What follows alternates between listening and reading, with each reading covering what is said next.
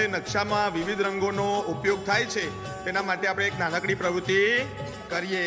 કરવી છે બેટા પ્રવૃત્તિ? તો જુઓ, નકશામાં ખેતી દર્શાવવા માટે પીળો રંગ વપરાય છે ને. પછી નકશામાં જમીન માર્ગ દર્શાવવા માટે લાલ રંગ વપરાય છે. નકશામાં જળ સ્વરૂપ દર્શાવવા માટે વાદળી રંગનો ઉપયોગ થાય છે. નકશામાં રેલ માર્ગ દર્શાવવા માટે કાળા રંગનો ઉપયોગ થાય છે. નકશામાં વનસ્પતિ પ્રદેશ દર્શાવવા માટે લીલા રંગનો ઉપયોગ થાય છે.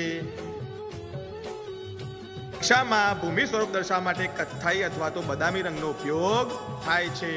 સારું દીકરીઓ, તો આપણે બધાએ હું કહું ત્યારે વચ્ચે ઊભા થઈ જવાનું છે.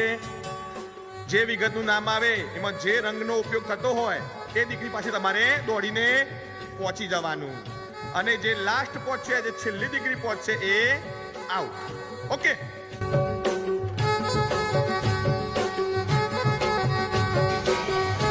ચલો ખેતી.